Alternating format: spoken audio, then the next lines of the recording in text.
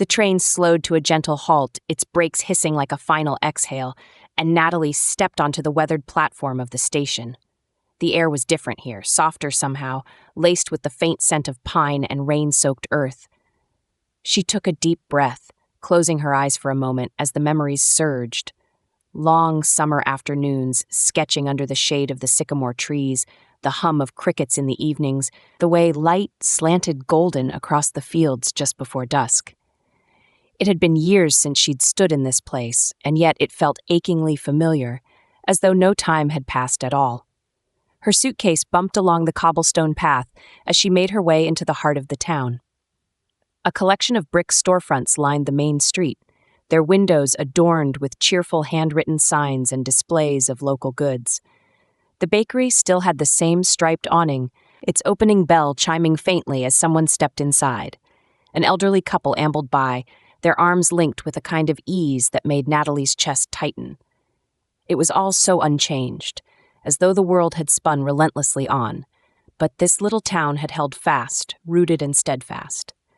She barely noticed the way her feet carried her, the suitcase forgotten behind her, as she wandered past the edge of town and toward the trails she used to know by heart.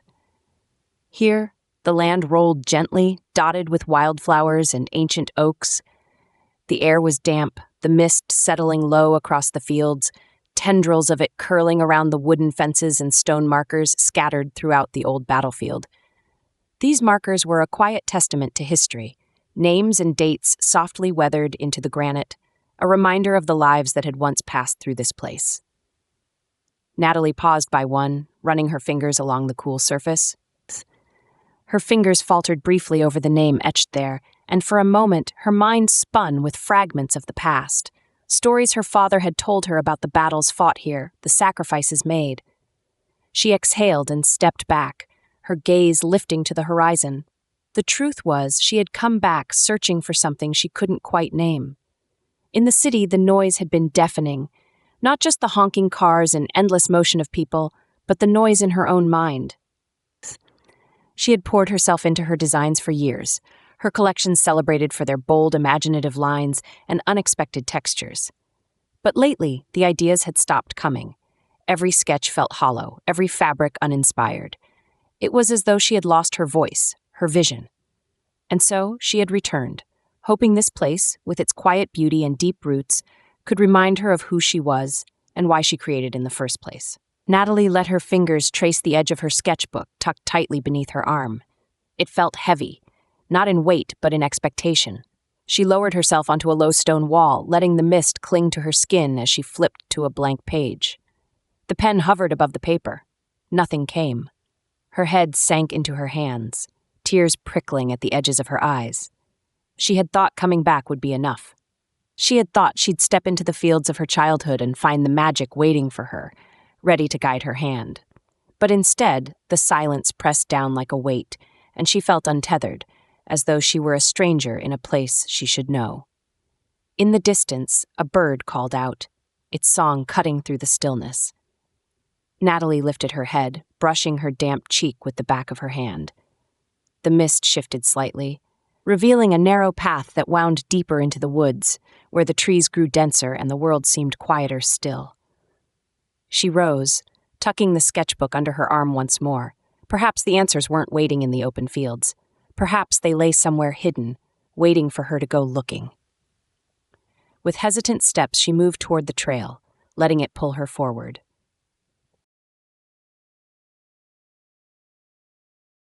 The trail narrowed as Natalie pressed deeper into the woods, the air cooler here, damp with the smell of moss and earth. The towering trees closed in overhead, their branches forming a dense canopy that filtered the waning light. She had ventured further than she realized, the gentle incline of the path drawing her forward until the world beyond the trees had disappeared entirely. The mist seemed thicker now, clinging to her boots and curling around the roots that jutted across the trail. The sketchbook under her arm felt heavier with each step, its blank pages a reminder of the emptiness she had come here to escape. Her breath came a little quicker as she glanced behind her. The path she'd followed was barely visible, swallowed by the undergrowth. She turned back ahead, her hand brushing the rough bark of a tree for balance. The trail forked abruptly, one side disappearing into a tangle of brush, the other fading into shadow. She hesitated, suddenly unsure of which way she had come. Her throat tightened. The woods, once so familiar, now felt foreign and vast, the quiet pressing in on her like a living thing. The distant call of a bird echoed faintly, and she spun, her boots crunching against the damp leaves. "Get it together," she murmured to herself, her voice barely a whisper in the stillness. She chose the shadowed path, her steps cautious as she moved forward. The trees leaned closer here, their trunks gnarled and ancient, as though they had stood sentinel for centuries. She ducked beneath a low branch, her heart pounding harder now. The mist swirled at her ankles, and with each twist and turn of the trail, her sense of direction unraveled further. A low thrum of panic began to rise. She paused, brushing her hair from her face, her breath faintly visible in the cool air. That was when she heard it, a faint rustling, the sound of movement. She froze, every muscle tensing as she scanned the shadows. The woods seemed to hold their breath with her.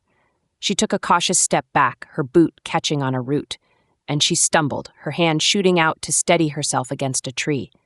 "Hello," she called, her voice shaky but firm enough to cut through the hush. The rustling grew louder, closer, and she braced herself as a figure emerged from the shadows, tall and broad, the mist parting around him like water. Her breath caught in her throat. For a moment, her mind scrambled to make sense of the sight before her, to reconcile the man standing there with the one she had tried so hard to forget. "Lucas?" The name slipped from her lips before she could stop it, barely louder than a whisper, but his head tilted at the sound, his dark eyes locking onto hers. He stepped closer, his features sharpening in the dim light. The years hadn't dulled him. His hair was still unruly, though flecked with dampness now, and his jawline was just as strong, shadowed with a day's stubble. But it was his eyes, those deep, knowing eyes, that struck her hardest. They were exactly as she remembered, and yet there was something new in them, something heavier, as though time had etched its mark there, too. "Natalie," he said, her name rough in his throat, as if he hadn't spoken it in years. Maybe he hadn't. She blinked, her chest tight. What are you doing here?" His lips quirked into the faintest semblance of a smile, though it didn't quite reach his eyes. "I could ask you the same thing. These trails aren't exactly on the welcome brochure." I was just walking," she stammered, the heat rising in her cheeks. "I didn't mean to. I must have taken a wrong turn." He stepped closer, his movements deliberate, the way he used to move when he was trying not to startle a skittish animal. "You're lost, then." She didn't answer, but the look on her face must have given her away. A low chuckle rumbled from his chest, soft but not unkind. "Still terrible with directions, I see." Her eyes narrowed, the flush spreading to her neck. "I'm not terrible with directions," she shot back, though the conviction in her tone faltered. There's mist everywhere. It's confusing." "Sure," he said lightly, his brows lifting as though he didn't quite believe her. She crossed her arms, the sketchbook pressed tightly against her side. "I don't need your help, Lucas. I can find my way back." His gaze softened, and for a moment the teasing melted away, replaced by something warmer, almost tender. "Maybe so," he said, his voice quieter now. "But it's getting dark. You shouldn't be out here alone." She hesitated, her pride warring with the knot of unease in her stomach. He wasn't wrong. The shadows had grown longer, the woods cooler. Sensing her uncertainty, Lucas gestured toward the path behind him. "Come on," he said. "I'll get you back to town." Natalie hesitated again, studying his face. She wanted to argue, to tell him she didn't need him swooping in to save her, not after everything. But the truth was, she was tired and lost. And something about the way he stood there, solid and sure, made the tension in her shoulders ease just slightly. "Fine," she muttered, stepping toward him. "But don't think this means anything." He smirked, that mischievous glint sparking in his eyes. "Wouldn't dream of it." And with that he turned, leading the way back through the woods. Natalie followed, her steps matching his as the fading light painted them in shades of gold and gray. The woods seemed less foreboding now, though the mist still clung to the air and softened the edges of the trees. Natalie walked a step or two behind Lucas, her boots crunching the leaves that littered the trail. She kept her gaze on the back of his shoulders, broad and steady, the way they had always been. If his presence didn't make her chest tangle with unresolved feelings, she might have found it comforting. "So," Lucas began, his voice breaking the quiet between them. It was rougher than she remembered, textured like the bark of the trees they passed. "What brings you back? Didn't think I'd ever see you around here again." Natalie tightened her grip on the sketchbook tucked under her arm, its spine pressing into her ribs. She wasn't sure how to answer without giving too much away. "I needed a break," she said vaguely. "The city got loud." Lucas glanced back at her, one brow lifting. "Loud? You used to love all that noise. Said you could hear a symphony in the chaos." She bristled. "Maybe I got tired of the symphony." He didn't respond right away, turning back to the trail ahead. The pause stretched between them, long enough that Natalie had to fill it with something, anything, to get rid of the awkwardness. "What about you?" she asked, her voice deliberately casual. "Still living in town? Or did you find some great adventure to sweep you away?" He chuckled softly, shaking his head. "No sweeping adventures, I'm afraid. Still here, still doing the same thing I've always done." "Building things," she said more to herself than to him. The image came unbidden. The young Lucas she'd known, his hands caked with dust as he shaped something out of raw stone. He had always been so grounded, so sure of where he belonged. She envied that about him. "Building things," he echoed, his voice lighter now. "Though I like to think the things I build are getting better, more polished. Practice makes perfect, right?" Something in his tone made her look up sharply. There was a self-deprecating edge to his words, but beneath it she caught a hint of pride too. "I don't think I ever told you," she said, surprising herself with the admission. "But I always admired the way you worked, the way you could take something rough and turn it into something beautiful." Lucas slowed his pace, glancing back at her again, this time with a look she couldn't quite read. "You did?" She nodded, her cheeks warming under his gaze. "Yeah? I guess I never said it because, well, we weren't exactly great at communicating back then." He made a low sound in his throat, something between a laugh and a sigh. "No, we weren't." His steps stilled entirely, and he turned to face her fully. The woods seemed to draw in closer around them, the mist wrapping them in a kind of hushed cocoon. "I didn't mean to make things so hard for you, Nat. Back then." The words hit her like a stone dropping into a still pond, the ripples spreading outward. Her breath hitched, but she forced herself to meet his eyes. "You didn't make things easy either," she said, her voice softer than she intended. "But I wasn't exactly perfect, Lucas. I had my share of blame." He nodded slowly, his expression open, unguarded. "I think we both tried too hard to make the other person fit into our world instead of just appreciating who we were." Natalie blinked, caught off guard by his honesty. She let the words settle between them for a moment before responding. "You always acted like this place was enough for you, like you didn't need anything or anyone else. It made me feel like I wasn't enough." Lucas rubbed the back of his neck, his gaze dropping to the ground. "I didn't know how to say it back then, but you were enough. You were more than enough. I guess I just didn't know how to show it without feeling like I was losing myself." His confession left her momentarily speechless, her heartbeat a dull thrum in her ears. The Lucas she remembered had always been so sure of himself, so grounded. Hearing these words now, seeing the vulnerability in his expression, unraveled something inside her. Before she could respond, he broke the tension with a wry smile. "But hey, who needs therapy when you've got to walk through the woods, right?" A surprised laugh bubbled out of her, and the heaviness between them eased just a little. "Right," she said, shaking her head. "Nature, cheaper than therapy." They started walking again, side by side this time. The sharp edges of their past felt worn down, smoothed by the rhythm of their steps and the gentle humor they found in the moment.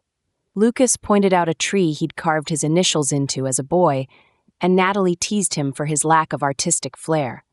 She told him about the time she'd tried to sketch a deer she'd seen by the creek, only to have it run off before she could finish.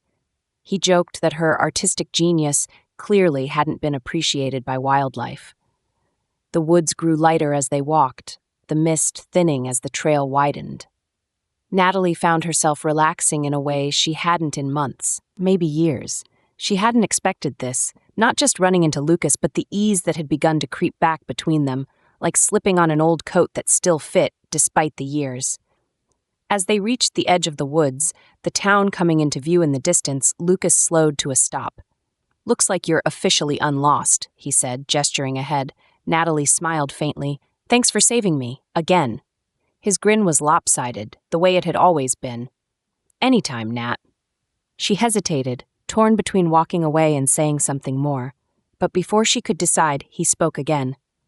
"Hey," he said, his voice quieter now. "It was good to see you." Her chest tightened, and she nodded. "You too." And with that, she turned toward town, her sketchbook tucked under her arm. As she walked away, she realized that while she might still be searching for her muse, the weight in her chest didn't feel quite so heavy anymore. The early evening sunlight slanted through the windows of the cafe, bathing the small space in a warm, golden glow.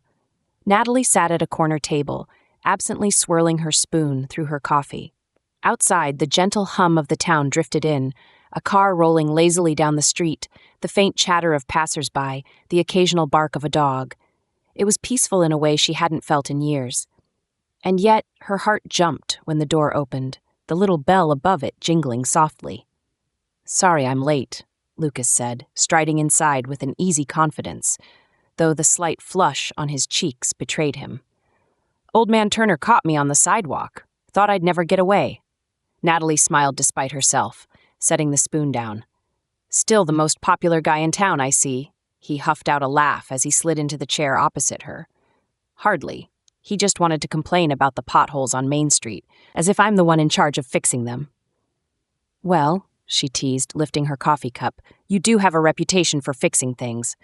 Lucas leaned back in his chair, his grin tugging at the corner of his mouth. "Careful, Nat.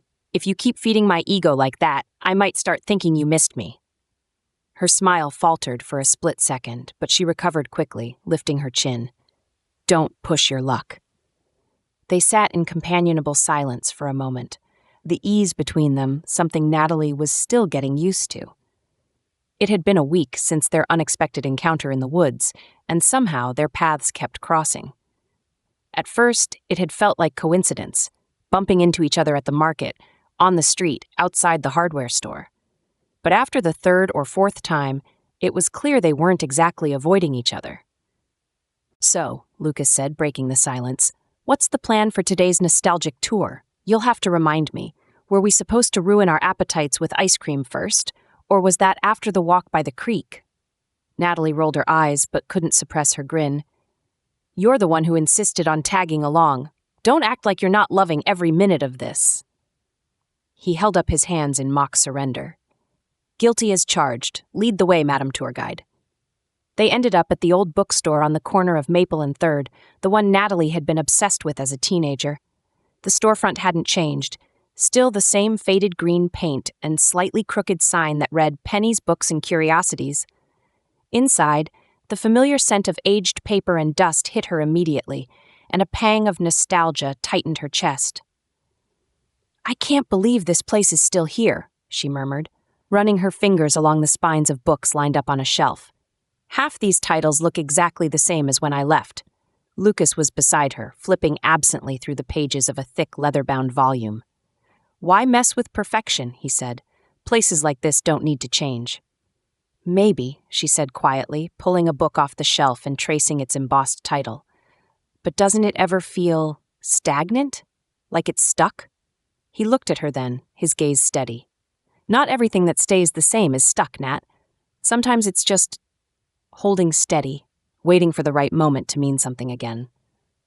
Her heart skipped at his words, but she didn't respond. Instead, she placed the book back on the shelf and moved on, pretending she hadn't noticed the way his gaze lingered. From the bookstore, they wandered to the park near the edge of town. A handful of kids were playing on the swings, their laughter cutting through the late afternoon quiet. Natalie and Lucas found a bench beneath an old oak tree, its leaves casting dappled shadows on the ground. "I used to come here all the time," Natalie said, leaning back and tilting her face toward the canopy above. "Sketching, mostly, or just thinking. It felt like the only place I could breathe." Lucas rested his arms on his knees, watching her. "Do you still do that? Sketch just for yourself?" She hesitated. Not as much as I used to. It's hard to separate it from work now. Everything I draw feels like it has to mean something, create something. It's exhausting. He nodded, his expression thoughtful. Maybe that's why you came back, to remember what it was like before it had to mean anything. His words settled over her like the warm sunlight filtering through the leaves. She didn't answer, but the knot in her chest loosened. Just a little. As the sky deepened into twilight, they made their way to the town square, where a small crowd had gathered for the weekly summer concert. A local band was setting up, their instruments gleaming under the string lights that crisscrossed the square. Natalie and Lucas found a spot near the edge of the crowd, the music swelling around them. "I can't believe this still happens," Natalie said, her voice carrying just loud enough over the music. "It's like stepping back in time." Lucas smiled, his hands in his pockets. "Some things are worth keeping." She didn't miss the way he glanced at her when he said it, but she let the comment slide, her attention on the band. The music was lively, the kind that made people tap their feet and nod their heads. By the second song, a few couples had taken to the makeshift dance floor in the center of the square. Natalie laughed as an elderly man spun his wife in a slow, careful twirl. "They're better than half the people I've seen in the city." Lucas leaned closer, his voice low beside her ear. "Care to test that theory?" She turned to him, startled. He held out a hand, his expression teasing but open.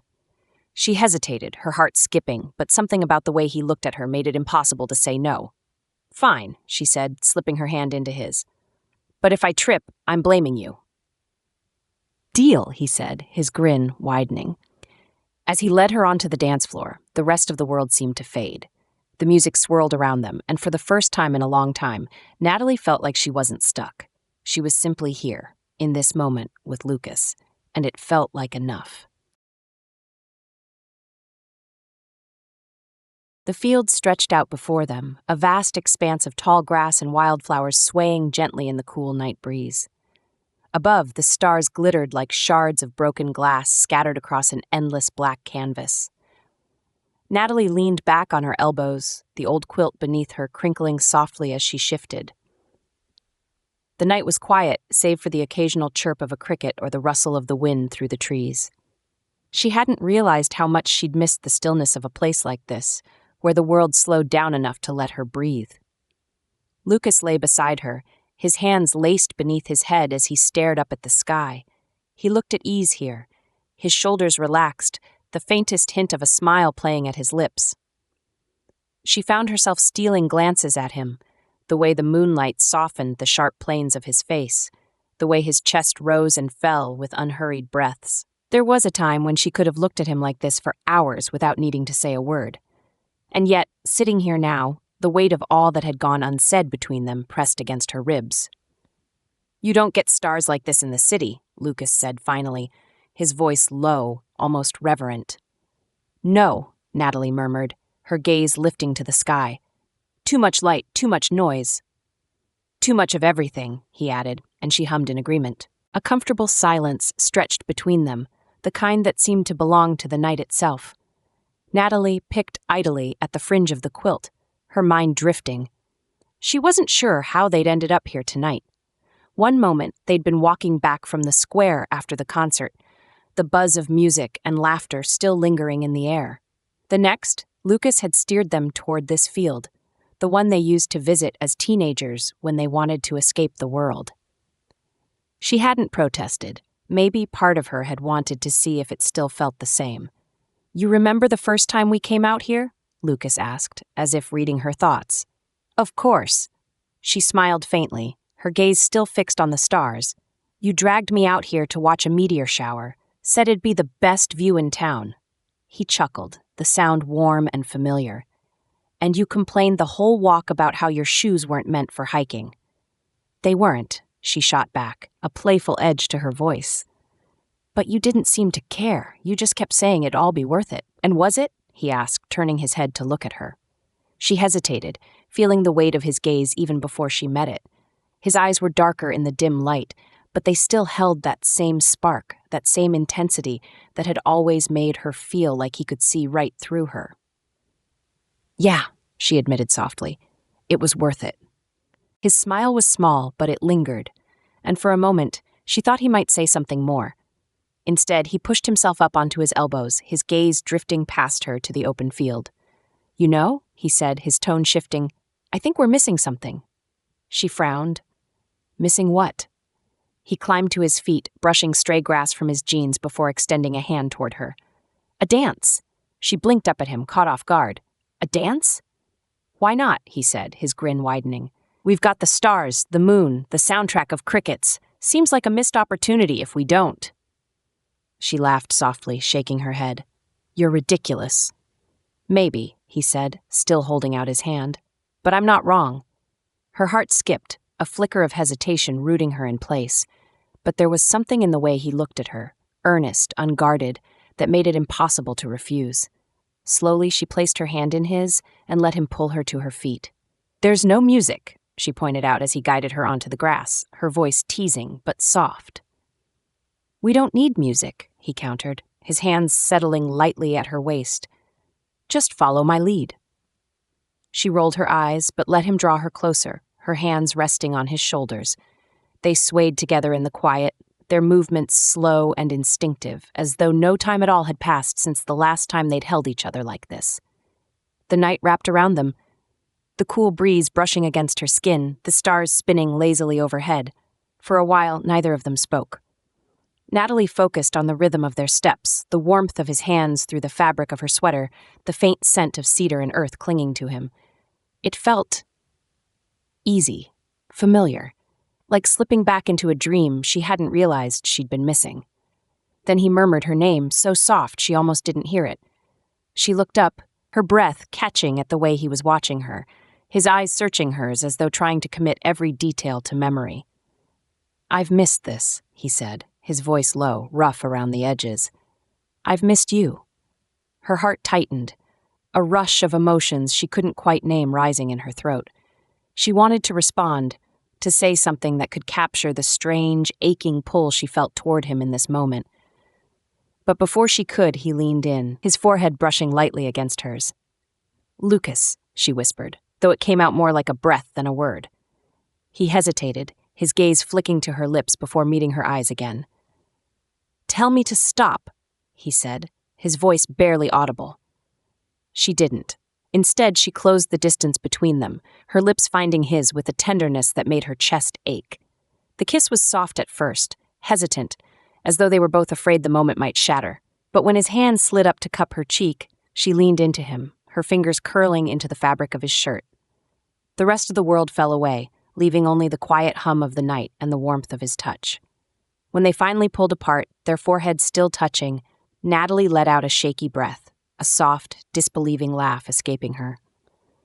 "That was worth it?" he finished, his voice tinged with that familiar, mischievous grin. She smiled, her heart full and unsteady all at once. "Yeah," she said softly, "it was worth it." Lucas sat on the edge of his workbench, the dim light of the single overhead bulb casting long shadows across the unfinished stone he'd been shaping earlier that day. The air in the workshop was thick with the scent of sawdust and earth, the familiar smells grounding him, even as his thoughts threatened to pull him under. He leaned forward, elbows on his knees, his hands clasped together tightly, knuckles white. In front of him, on the scarred surface of the bench, was a blank sheet of paper and a pen. They stared back at him, as though daring him to speak the words he couldn't seem to say aloud. He exhaled sharply, running a hand through his hair. The silence in the workshop was deafening, broken only by the faint creak of the wooden beams overhead and the occasional hoot of an owl outside. He'd been sitting here for what felt like hours, the weight in his chest growing heavier with each passing moment. This should be simple, he told himself. Just write it down, tell her the truth. But the same fear that had kept him silent for weeks now had settled in his gut, twisting tighter the more he thought about her. Natalie. Just the sound of her name in his mind was enough to make his chest ache. She'd been everywhere lately, in his thoughts, in his days, in the quiet corners of his nights when he couldn't sleep. Since she'd come back to town, it was like she'd brought something with her, a spark of life he hadn't realized he'd been missing. Their conversations, their laughter, even the way she'd looked at him during their impromptu dance under the stars, it had all felt so natural, so easy, like they were finding their way back to something they'd both lost. But now, here he was, holding a truth that felt like a fistful of thorns. He wanted to believe they could have a fresh start, that they might finally get it right this time. But how could they, when he hadn't been honest with her? When every time she spoke about the beauty of the town, the history etched into its fields and trails, he could feel the lie sitting heavy between them like a stone in his chest. She didn't know. About the project. About him. His jaw tightened as he thought about the monument. The restoration work was more than just another job for him. It was important. Important to the town, to its history, to everything he'd spent his life building and protecting. For months, he'd been pouring himself into it, working late into the night to ensure every detail honored the stories of those who had come before. And yet, every time Natalie talked about the landscape, the way it inspired her work, her sketches, her dreams, he felt like a thief. She didn't realize the restoration would change things. Maybe not drastically, but enough to matter. Enough to risk the fragile bond they'd started rebuilding. He couldn't keep it from her any longer. She deserved to know. And more than that, she deserved the truth from him, regardless of where it left them. Lucas reached for the pen, his fingers wrapping around it like it might slip away if he wasn't careful. The first words came slowly, his handwriting uneven on the page. Natalie? He stared at her name for a long moment before continuing. I don't know where to start, except to say I'm sorry. I'm sorry for holding this back, for not telling you sooner. I should have. I just didn't know how. The words tumbled out faster now, the pen moving steadily across the page. You've always seen the beauty in things, the kind of beauty most people overlook. And you've reminded me of that every time we've talked since you came back. I see it when you look at the fields, the woods, the trails. I see it in the way you talk about this place, like it's part of who you are. And that's why it's so hard to tell you what I'm about to write. He paused, the pen hovering over the page, his breath catching in his throat. Part of him wanted to stop, to crumple the letter and pretend he could keep carrying this weight on his own. But he knew better. Keeping it inside wasn't protecting her. It was just prolonging the damage. The truth is, I've been working on a restoration project out at the old battlefield site. I was commissioned to restore the monument there, to make it stand stronger and last longer. At first, I thought it was just another job, but it's turned into something more than that. It feels like a way to honor the history of this town, the stories that shaped it. I thought I was doing the right thing, but now I'm not so sure. His grip on the pen tightened. I'm not sure because I know how much this place means to you, just as it is. And I'm scared. Scared that what I'm doing might change it in ways you won't like, in ways that might take away the inspiration you've found here. I didn't want to risk losing you again, not when it feels like we're finding each other after all this time. But hiding this from you has been just as much of a risk, and it's not a risk I can keep taking. The final lines came slower, his heart heavy as he wrote. I don't know how you'll feel about this or what it might mean for us, but I need you to know that everything I've done and everything I'm doing comes from a place of wanting to do right by this place we both care about. And by you. I hope you can understand that, and I hope this doesn't take away whatever it is we're trying to rebuild. He set the pen down and folded the letter carefully, his hands shaking just slightly. The weight in his chest hadn't lifted, but at least now he could feel the edges of it loosening. It wasn't much, but it was a start. The late afternoon sun filtered through the lace curtains of Natalie's childhood bedroom, casting soft, shifting patterns across the wooden floor.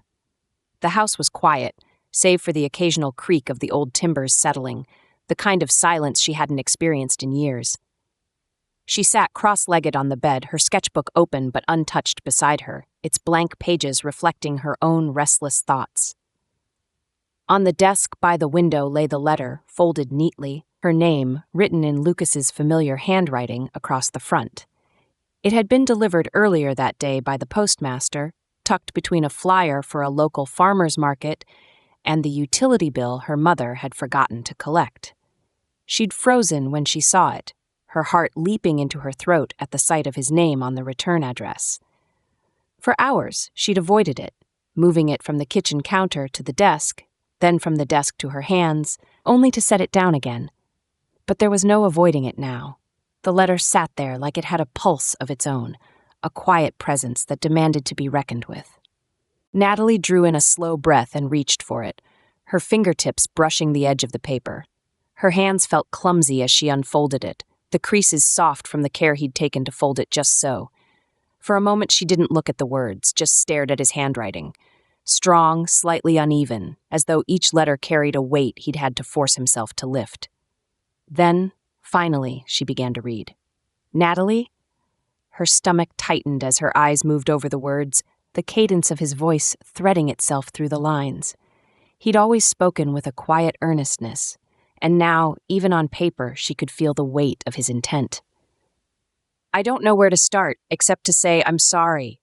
I'm sorry for holding this back, for not telling you sooner. I should have. I just didn't know how. Her breath snagged. There was a vulnerability in those opening lines that she hadn't expected, a softness that threatened to unearth something in her. She pressed her lips together and kept reading, her heart racing faster with each sentence. You've always seen the beauty in things, the kind of beauty most people overlook.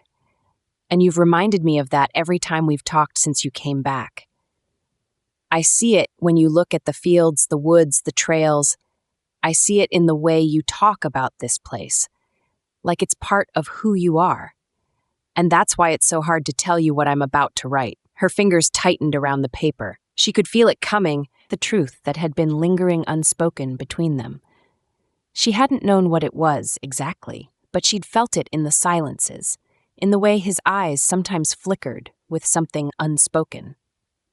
The truth is, I've been working on a restoration project out at the old battlefield site.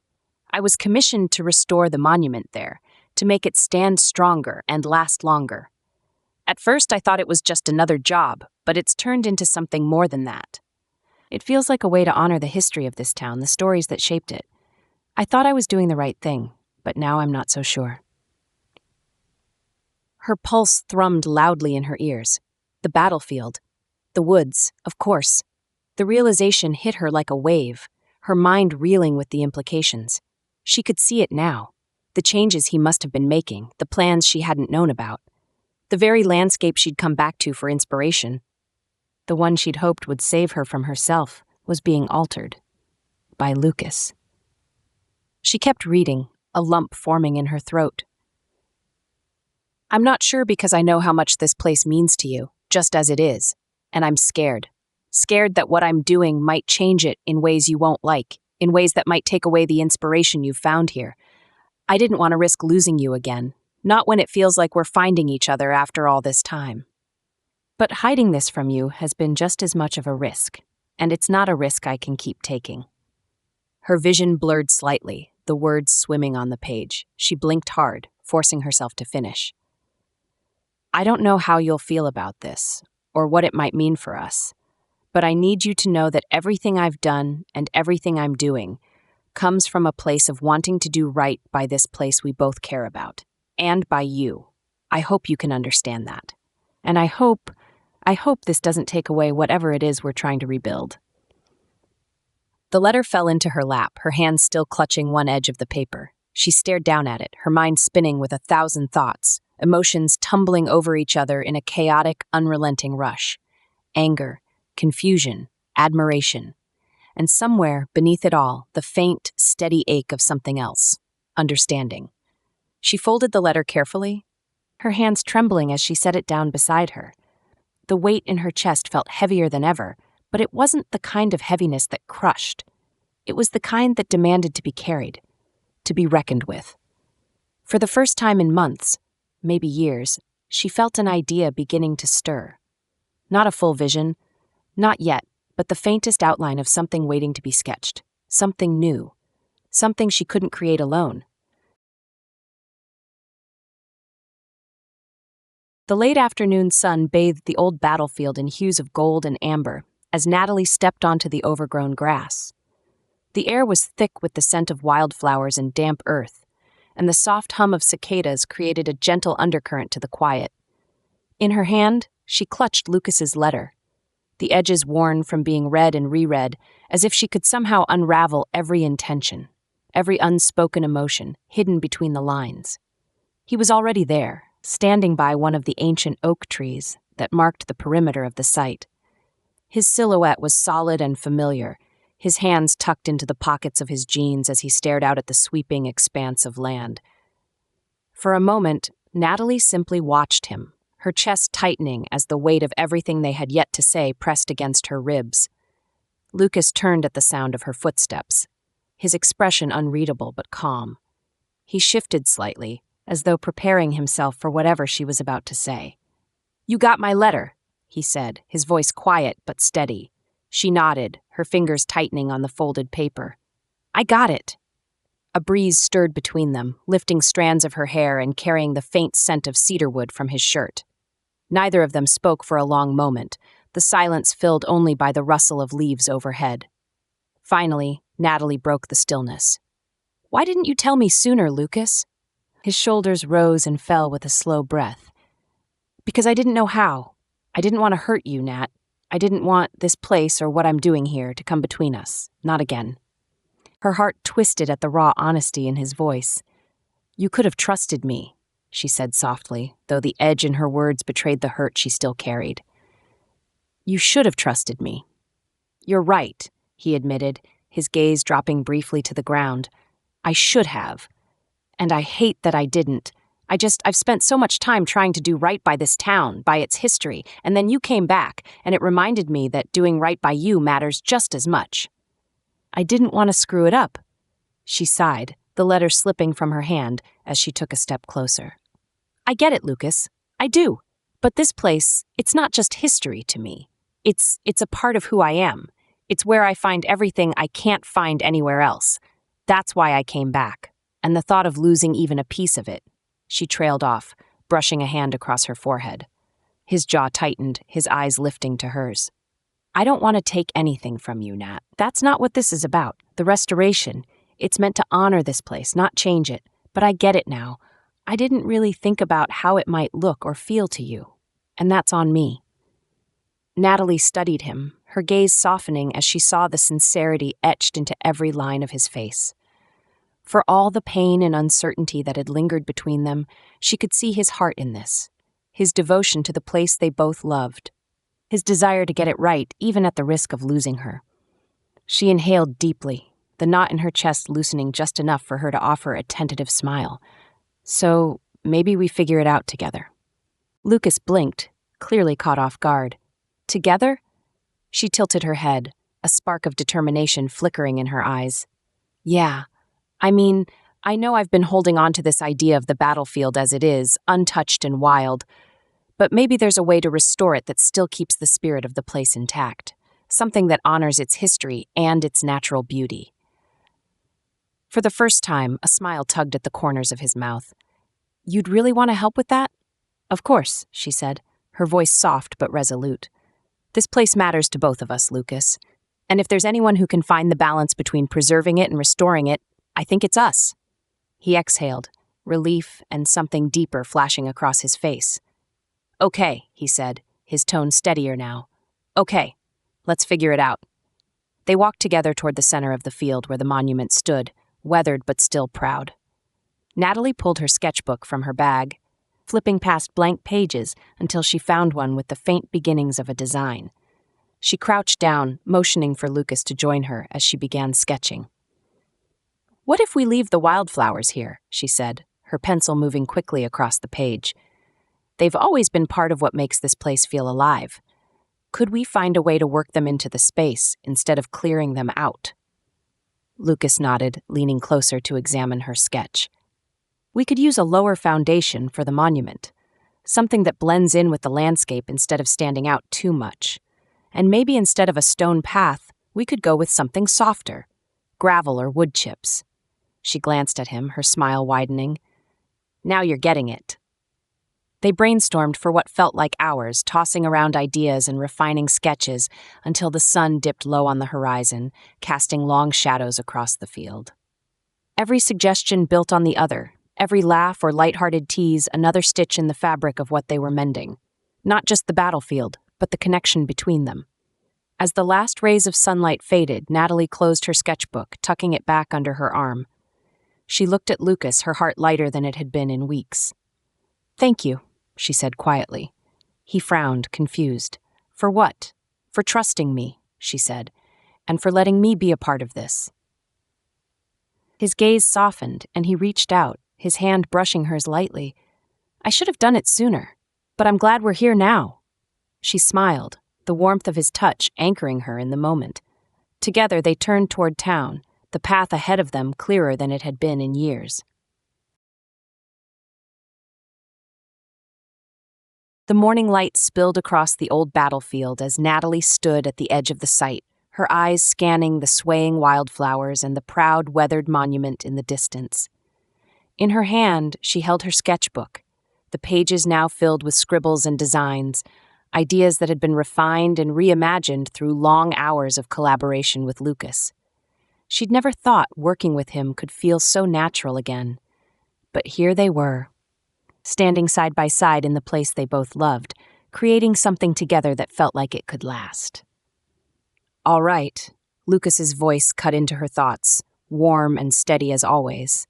She turned to see him approaching, a roll of blueprints under one arm and a thermos of coffee in the other.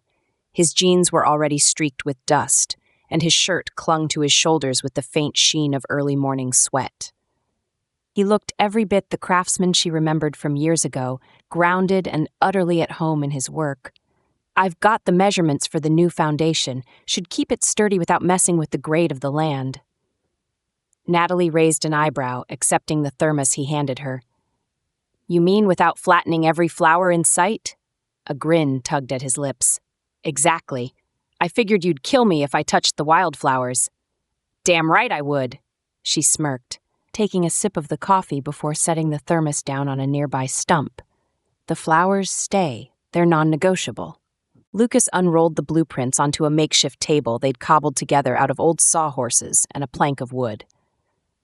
"I think we've got a good balance here," he said, gesturing to the plans. "The monument will look more cohesive with the space, and the pathways will feel natural, like they've always been here." Natalie leaned over the blueprints, her brow furrowing as she studied the lines and measurements. Her finger traced the edge of a sketched pathway. "What about the seating area? Are we still doing the curved benches?" "Yeah," Lucas said, his voice thoughtful. "I'll use reclaimed wood for those, something with some texture. It'll blend better than anything too polished." She nodded, already imagining how it would look, comfortable, understated, but still beautiful. "I like it, and we could use the stone markers as guideposts along the trail," she added, flipping open her sketchbook to a page where she'd roughly drawn what she had in mind. "That way, the history feels more integrated with the space." Lucas glanced at her sketch and nodded, a slow, appreciative smile spreading across his face. "That's a damn good idea, Nat. It'll tie everything together." She felt a flush of pride at his words, though she tried to hide it by busying herself with gathering her pencils and eraser. "Well, I learned from the best," she said lightly, her tone teasing. He laughed softly, shaking his head as he looked back toward the field. "I don't know about that. Pretty sure I'm just winging it half the time." "Could have fooled me," she retorted, her voice softer now. "You've always seen things in a way no one else does. You don't just build things, you make them feel permanent." Lucas's eyes flicked back to her, something quiet and unspoken passing between them.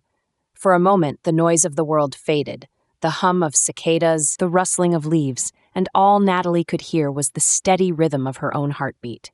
She broke the gaze first, tucking her pencil behind her ear and clearing her throat. "Anyway," she said briskly, "we should probably stop admiring our genius ideas and actually put them into action." Lucas smirked, his expression softening. "Lead the way, boss." They fell into an easy rhythm as the day unfolded, moving between the sketches, the tools, and the land itself. Lucas worked with the precision of someone who could see the finished piece before it even existed. his hands shaping stone and wood with an effortless confidence. Natalie, meanwhile, hovered around the edges of the site, her sketchbook ever in hand, refining details and offering suggestions. They debated, they laughed, and occasionally they bickered, mostly about small things, like whether the trail needed 1 or 2 markers at a certain bend. But the undercurrent of their work was one of harmony, a kind of unspoken understanding they hadn't shared in years. By mid-afternoon, the sun hung high in the sky, and the sound of hammering and chiseling echoed through the field. Lucas wiped the sweat from his brow with the back of his hand, glancing over to where Natalie was crouched by a patch of wildflowers, carefully measuring the distance between 2 stakes she'd planted earlier. There was something about the way she moved, focused, deliberate, her hair catching the sunlight, that made his chest tighten. "Hey," he called, setting his tools down and crossing the field toward her. She looked up, shading her eyes with one hand. "What's up?" she asked, straightening. He hesitated, suddenly unsure of what he wanted to say. Finally, he reached out, plucking a stray leaf from her hair with a quiet laugh. "You're a mess." She rolled her eyes, though her smile betrayed her amusement. "Thanks for the fashion critique, Mr. Covered in Dust." They stood there for a moment, the space between them narrowing. Lucas's hand lingered at his side, as though he were considering reaching for hers, but hadn't quite mustered the courage. Finally, he broke the silence. "You know," he said, his voice low, "this feels right. Working with you. Being here." Natalie's heart stuttered, but she managed to smile. "Yeah, it does." And for the first time in a long time, she let herself believe it. Maybe they could build something here, something that would last, just like the field they were saving. Together.